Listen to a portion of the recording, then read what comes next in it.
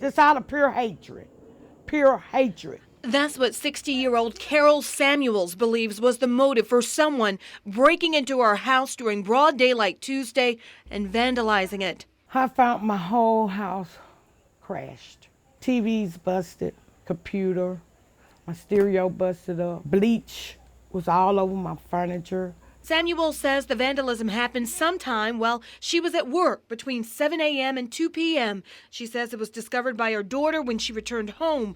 Other damage involved cooking oil, sugar, and flour being poured over many of the items in the house. The damage includes the glass top on the kitchen table being broken in half. Also, everything that sat underneath the bar by it being broken as well. Then the culprits apparently came over here to the stove where they poured cooking oil on the stove, caused the pilot lights to go out and gas to start filling the house. The heater was turned over and gas was coming out that line.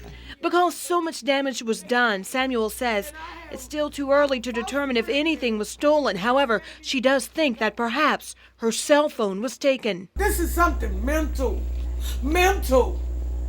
And I'm tired. Stop saying it. Just stop it. We hadn't did nothing to y'all in this neighborhood, nothing but help you. So why would you do me like this? Why? Why? What have I done? Just come forward. Andrea Williams, News Center 11. Thank God I love coffee every morning. Oh, God, this is just fun. And I don't wish nothing bad on nobody, but this is wrong. This is wrong. Carol Samuels is talking about what's happening in her neighborhood along 12th Avenue near the old Witherspoon Elementary School. Between April and July of this year, the church that's just down the street from her was burglarized 4 times, with bleach used at least one of those times in the pastor's office. Even the church. However, aside from her house being severely vandalized Tuesday during the day while she was at work, Samuel says overall crime is increasing in the area around her. Shooting, vandalism. They done went in every abandoned house around here and took carpet or anything metal, scrap.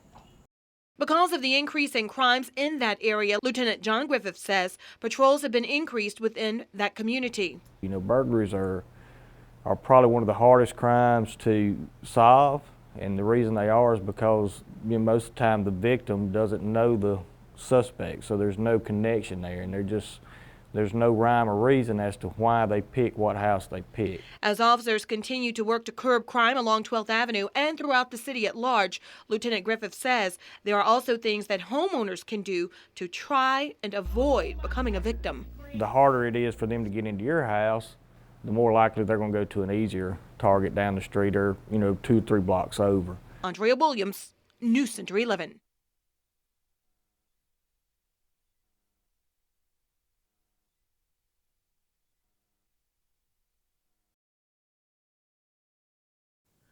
Thank you. Thank you. Glory, hallelujah. Carol Samuels lives on 12th Avenue in Meridian. Woo, there's a praise there. Glory, hallelujah.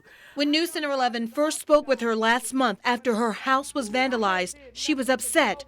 But on this day, she's just the opposite. Hallelujah. Her joy is because 2 abandoned houses, which sat for years across the street from her house, are being torn down by the city. Samuel says the structures were havens for illegal activity. Yes, we can see around us. The 2 are the first of 92 dilapidated structures that the city is hiring contractors to tear down between now and January. They've been condemned for more than 3-5 years, some of them. So now we are working to clean these houses up. Officials say this city effort is part of a 3 to 4 year strategic plan to rid Meridian of dilapidated structures.